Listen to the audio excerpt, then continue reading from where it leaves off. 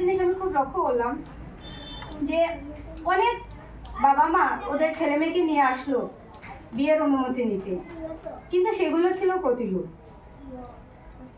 তারা এসে জানে দাদাকে বলছে যে আমার মেয়ে তো ওই ছেলেকে ভালোবাসে, ওই ছেলে অমুক ইয়েতে কাস্টে আমাদের ইয়েতে নেই বা যেটা।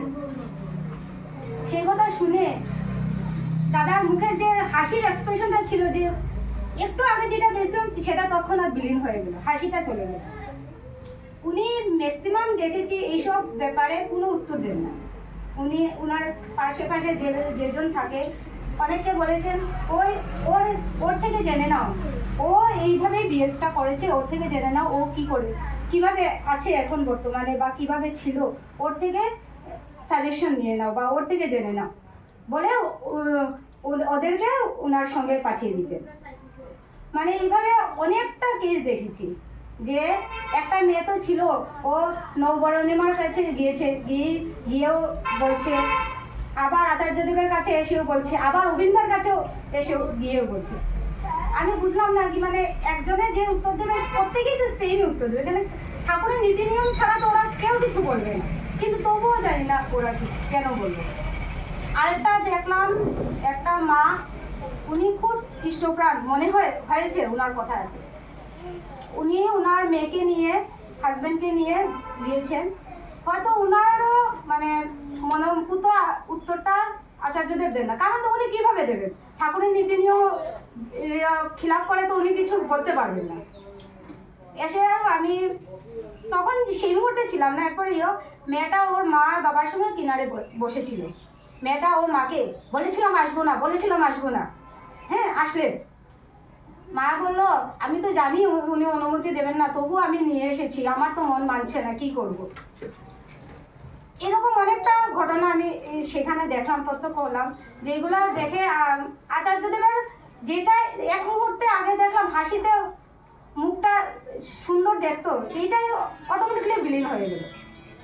সেম দেওঘর থেকে আসলাম, দেওঘর থেকে আসার পরে রবিবারে মন্দিরে গেলাম সৎসঙ্গে, রবিবারে সাপ্তাহিক যে সৎসঙ্গ সবাই জানে, সেখানে গেল। সেখানেও চম্পাবকর আলোচনার বিষয়টাও সেম একই বিষয় ছিল, অনিলম প্রতিলোম, যে এখনকার যে সমাজের মেইন কুশল যে পার্টটা আমাদের চলছে, যে এই বিবাহ পদ্ধতিটাই আমাদের হচ্ছে না, বা এখন আমরা বেশি শিক্ষিতের দিকে এগোচ্ছি, শিক্ষিত যত হচ্ছি ঠাকুরের বই পড়া আমরা কমিয়ে দিচ্ছি, বা ঠাকুরের বই পড়ছি না, আমি পড়তে সময় পাই না পড়ার, কি বলবো। চম্পাবক সেম একই বিষয় নিয়ে আলোচনা করলো, উনিও বললেন যে এখন আমাদের সময় এসেছে যে বাচ্চাদেরকে ছোটোর থেকে বড় যখন করবো সময়টা ওদেরকে বুঝিয়ে দিতে হবে অনুলোম প্রতিলোম। অনেকে ভাবে যে অনুলোম বড় বংশের ছেলেকে যদি ছোট বংশের মেয়ের সাথে দিয়ে দিই ওটাও অনুলোম হবে, কিন্তু তারপরে যে বাচ্চা হবে এই বাচ্চাটা কি হবে, এটার সঙ্গে কার বিবাহ দেওয়া যাবে সেটা কেউ চিন্তা করেনি, ওই বিষয় নিয়ে উনি বলেছেন। এই বিষয়ে ঠাকুরের অনেক বই আছে, সবাইকে পরামর্শ দিয়েছেন, বিশেষ করে মাদেরকে জোর দিয়েছেন যে ঠাকুরের বই পড়ে যাতে বাচ্চাদেরকে ছোট থেকে বড় হওয়ার সময় যাতে এইসব বিষয় দিয়ে অবগত করানো হয়। সেই 14 শ্রাবণ মাতৃ সম্মেলন হয়েছে মন্দিরে উৎসবে, মাতৃ সম্মেলনে ঠিক একই টপিক ছিল। আমার ছোট বোন একজনের খুব সুন্দরভাবে এই বিষয় নিয়ে আলোচনা, যে বর কিভাবে একটা মেয়ে কিভাবে বর মনোনয়ন করবে, এই বিষয়ে আমাদের ঠাকুরের নীতি আছে যে যে মেয়ে বর নিজে মনোনীত করে ওটাই আসল বর মনোনয়ন। সেই বিষয়ে আমার বোনটি খুব সুন্দরভাবে আলোচনা করেছেন। বোনটিও বলেছিল যে আমাদের এখন এক্সট্রিম পয়েন্ট, যখন আমাদের মেয়েদেরকেও বুঝতে হবে, আমাদের মায়েদেরকেও ছোটোর থেকে মেয়েদেরকে বোঝাতে হবে যে এইসব বিষয় নিয়ে কী কী করতে হবে। তারপর গত রবিবারে গেলাম, সেখানেও দেখলাম সৎসঙ্গের মধ্যে সুধীর চন্দ্র কাকু আলোচনা করেছেন। ওইখানেও ছিল যে মায়েরা বাবারা কিভাবে মেয়েদেরকে সন্তানদেরকে নিজেদের ছোট থেকে বড় করবে সেই বিষয়ে। ঠাকুরের একটা কথা আছে যে what a mother can do a father Kant.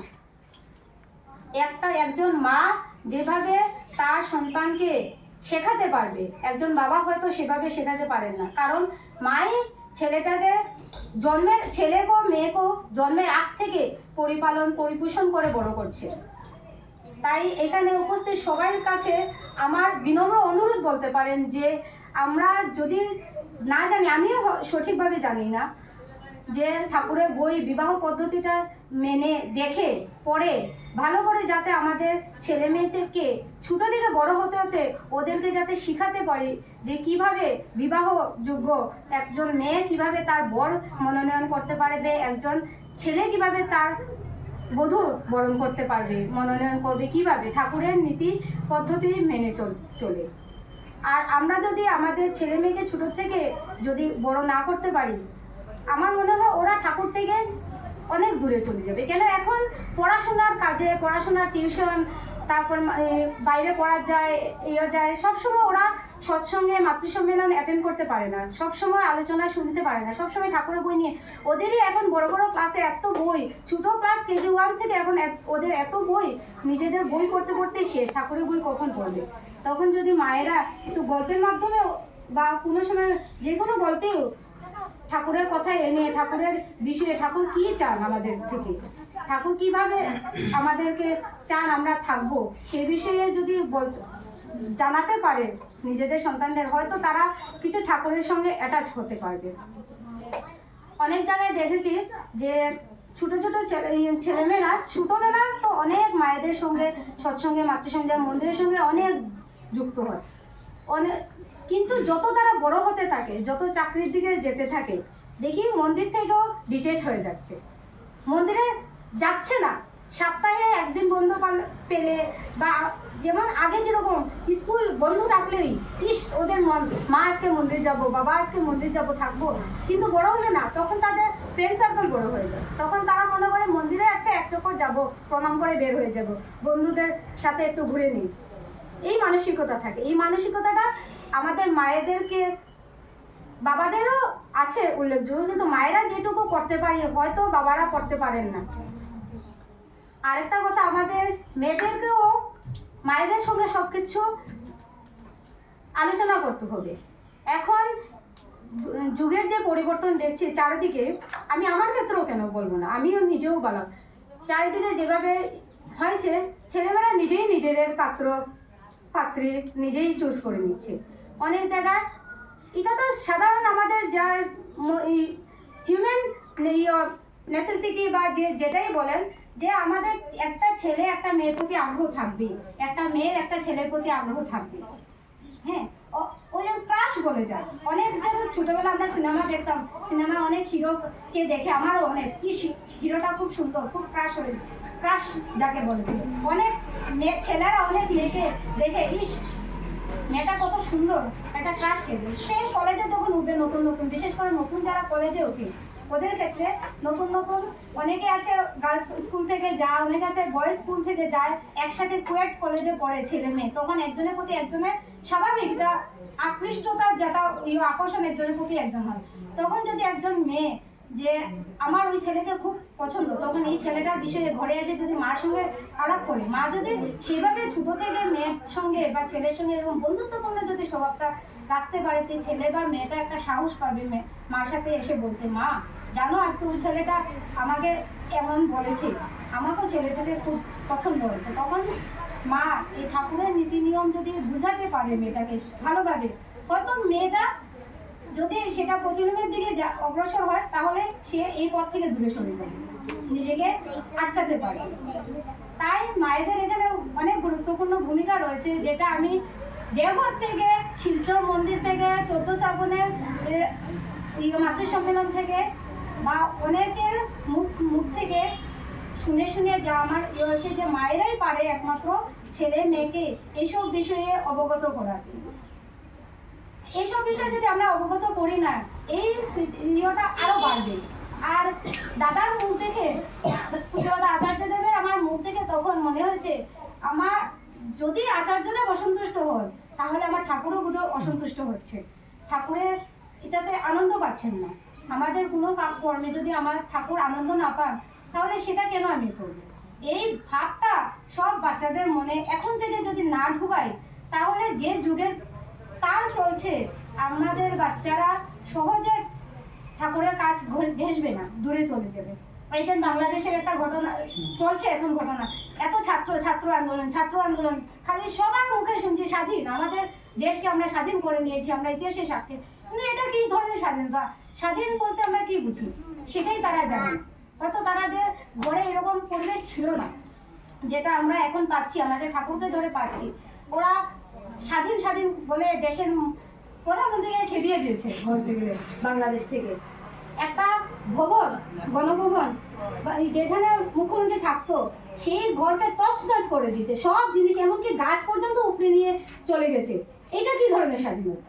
এই যে ওদেরকে মাথায় এই কথাটাই নেই যে এই যে গণভবনের যতটা প্রত্যেকটা জিনিসের মধ্যে একটা সাধারণ মানুষের ট্যাক্সের টাকা থেকে এইসব কেনা হয়েছে। একটা গাছ রোপণ করা হয়েছে, এটাও আমার একজন সাধারণ মানুষের, এটা না ইন্ডিয়ার টাকায়, না আমার প্রধানমন্ত্রীর টাকা হয়েছে। এইগুলো যেন আমি ধ্বংস করছি, এই ধ্বংস করে কিসের স্বাধীনতা? এইসব এদের নেই। কিন্তু কেন নেই? এদের নীতিবোধটা সেভাবে জাগ্রত হয় না। আমরা যদি আমাদের বাড়ির প্রত্যেকটা ছেলে মেয়েকে এই নীতিবোধটা যদি শেখাতে পারি, তাহলে হয়তো আমার ঠাকুর খুশি হবে। আর ঠাকুরের খুশি করাটাই আমার বড় অভ্যাস। আমাদের ছেলে মেয়েকে এইভাবে ঠাকুরন্ত প্রাণ করতে হবে, যাতে আমি যদি একটা ছেলের সঙ্গে অ্যাটাচ হয়ে যাই, তবু আমার যখন বিবেক জাগবে যে আমার এই কথা, আমার এই আচরণে আমার ঠাকুর অসন্তুষ্ট হবেন, তখন আমি যাতে এর থেকে সরে আসার চেষ্টা করব। আচার্যদেব একটা কাহিনী বলেছিলেন যে ওনাদের দেওঘরে একজন ভক্ত ছিল, নামটা আমার মনে নেই। উনি খুব সিগারেট খেতেন, মানে হাতে বলে 5 আঙ্গুলে 5, এই যে প্রত্যেকটা ভাগে সিগারেট ধরা রাখতেন আর সিগারেট খেতেন। একদিন দাদা উনাকে বললেন ডেকে যে এত সিগারেট খাস কেন, ছেড়ে দে সিগারেট। উনি বলা মাত্র উনি সব সিগারেট ছেড়ে দিলেন, আর একদিনও উনি সিগারেট পান করেননি। এরপর উনি সিগারেট ছেড়ে এরপর কি করতেন, প্রত্যেকটা আঙ্গুলে কাঁচা লঙ্কা, ঝাল কাঁচা লঙ্কা করে কাঁচা লঙ্কা খেতেন। যখন ইচ্ছে কাঁচা লঙ্কা চাবাতেন, মানে একটা নেশার থেকে আরেকটা নেশায় কনভার্ট করেছেন। তখন দাদা ওনাকে বলেছেন, এত যে কাঁচা লঙ্কা খাচ্ছিস, এটা তো তোর ক্ষতি করবে। বলার লগে লগে উনি কাঁচা লঙ্কা খাওয়া ছেড়ে দিয়েছে। তা আমাদেরও ছেলে মেয়েকে এইভাবে, বা আমি নিজেও চেষ্টা করবো যাতে আমি এরকম ঠাকুরন্ত প্রাণ হতে পারি, যাতে আমার কোনো কাজে যদি আমার ঠাকুর অসন্তুষ্ট হন, আমি ভাবি যে আমি এই কাজ থেকে ডিটেচ, আমার নিজেকে তৎক্ষণাৎ যাতে ডিটেচ করতে পারি, সেই শক্তি সামর্থ্য বিবেক আমার মধ্যে। আর কিছু বললাম না, সময়েরও এখন অনেক শেষ হয়ে যাচ্ছে, প্রার্থনার জয়রাতের সময় হচ্ছে। এই মাতৃ সম্মেলন যে মা আয়োজন করেছেন, ওনার এবং ওনার পরিবারের প্রত্যেকে, এখানে উপস্থিত সকলের এবং পারিপার্শ্বিক সকলের মঙ্গল কামনা করে আমার আলোচনা এখানে শেষ করছি। জয়।